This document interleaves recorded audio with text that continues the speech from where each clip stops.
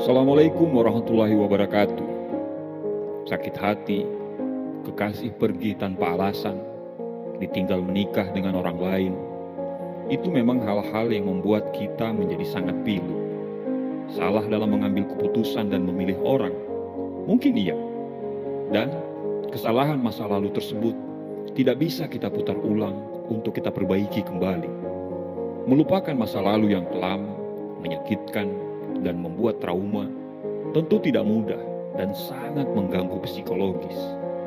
Masa lalu tentunya membawa banyak cerita kehidupan yang tidak mudah kita lupakan. Kenangan, kejadian, cerita sedih atau menyenangkan yang kita alami, semua ada, semua tersaji lengkap tanpa celah. Ketika itu memori menyenangkan, dia akan menciptakan kebahagiaan. Tetapi ketika itu kenangan buruk dan menyakitkan, apakah mudah untuk kita lupakan? Meskipun tidak mudah, melupakan masa lalu atau mengobati luka tersebut bisa kita lakukan. Anda hanya perlu untuk memulai dengan niat dan keseriusan. Mungkin saja tidak lupa dalam sekejap atau tidak akan pernah lupa. Hanya saja, minimal membantu menjadikan hal tersebut pemicu untuk kita menjadi yang lebih baik di hari ke depannya. Tidak bisa kita pungkiri, masa sekarang terjadi karena adanya masa lalu. Melalui berbagai hal dan kehidupan yang terus berjalan, ada tipe orang yang mudah melupakan kesedihan di masa lalu. Tapi ada pula yang terpuruk karena masa lalu dan dia sangat sulit bangkit. Ada kalanya hidup tidak sesuai dengan apa yang kita inginkan.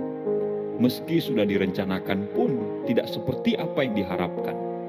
Kejadian yang Anda alami mungkin saja dialami orang dengan versi yang berbeda. Alangkah baiknya memikirkan masa sekarang dan masa depan daripada terus bergulat dengan masa lalu.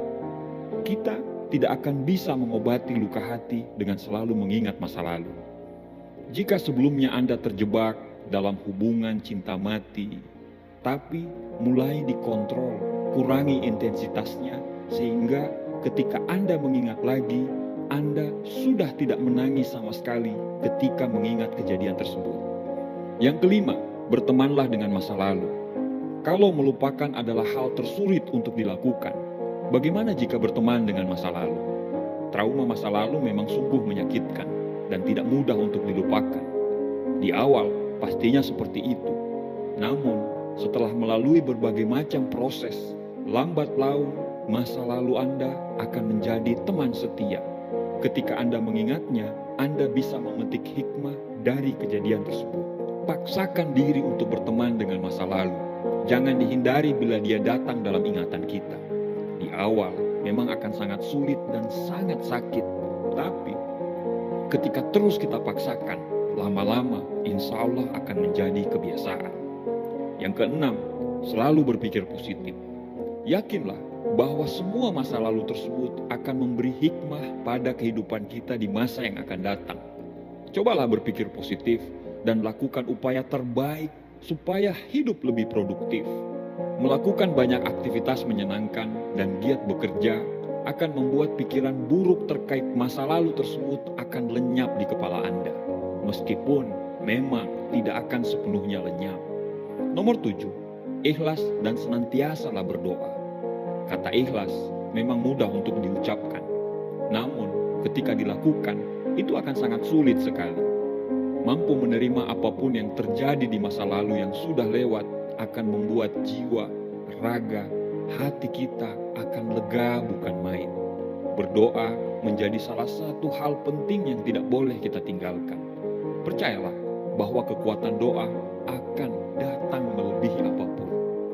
Cara-cara di atas memang tidak sepenuhnya mampu membuat Anda melupakan masa lalu. Namun sedikit banyak akan membuat pikiran buruk dan rasa menutup diri akan memudar. Cobalah untuk selalu berpikir positif, tidak lupa untuk berdoa agar masa yang akan datang lebih baik dari masa sekarang. Siapa manusia di dunia ini yang tidak pernah salah? Manusia itu tempatnya salah. Memiliki kesalahan masa lalu, pasti semua pernah mengalaminya. Bahkan, terkadang, karena besarnya kesalahan masa lalu itu, sampai detik ini pun kita belum bisa memaafkan diri kita sendiri. Setiap kita mau melangkah maju, kita menjadi takut karena nanti kita bisa mengulangi kesalahan yang sama seperti di masa lalu itu. Akhirnya, apa yang terjadi? Kita menjadi tidak berkembang, bukan karena kita tidak pintar, bukan karena lingkungan kita yang tidak mendukung. Kita menjadi tidak berkembang ke arah yang lebih baik, justru datang dari kita yang tidak bisa memaafkan diri kita dari kesalahan di masa lalu. Kalau kita selalu mengingat-ingat kesalahan di masa lalu, kita akan selalu dibelenggu oleh kesalahan masa lalu itu. Dan kita tidak bisa untuk memperbaiki masa depan kita. Selamanya kita akan terus menyakiti orang-orang yang kita cintai. Sejauh mana seseorang berdamai dengan rasa bersalahnya, itu tergantung dari orangnya masing-masing. Kalau orang itu punya mental optimis yang kuat, maka rasa bersalah di masa lalu itu akan menjadi kekuatan dia di masa yang akan datang. Dia akan tetap merasa bersalah, tapi dia belajar dari rasa bersalah itu dan tidak larut menyesali rasa bersalah itu. Sedangkan orang-orang yang pesimis sangat mudah larut dan biasanya penyesalan itu berkepanjangan sehingga dia menjadi depresi. Tanpa kita sadari, dampak dari penyesalan itu amatlah besar. Stres, perasaan tertekan karena rasa bersalah, trauma mungkin, perasaan takut bila menghadapi hal yang sama, menyalahkan diri sendiri, menyalahkan orang lain, menyakiti diri sendiri, tidak memiliki semangat hidup, timbul berbagai penyakit hubungan sosial yang rusak karena kita menarik diri dari pergaulan, sering putus asa, tidak percaya diri, bahkan sampai gangguan mental yang disebut depresi.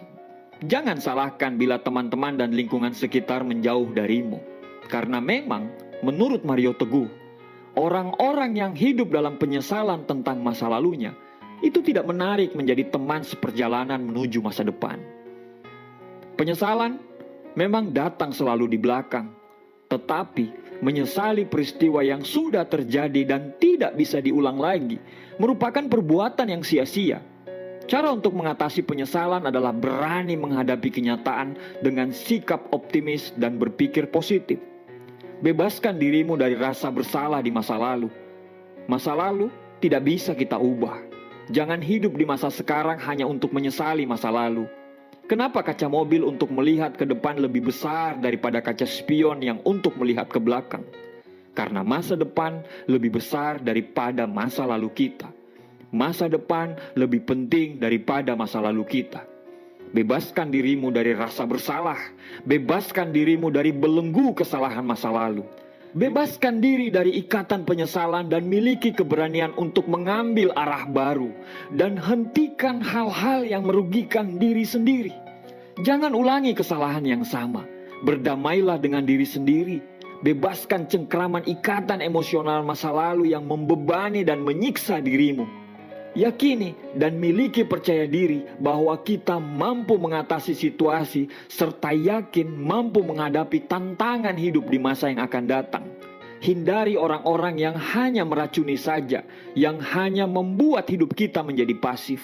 Sebaliknya, bergaullah dengan orang-orang yang berpikir positif, optimis, selalu memberi semangat sehingga hidup menjadi termotivasi, percaya diri, dan bahagia. Yakinilah satu hal, bahwa masalah apapun pasti akan ada ujungnya.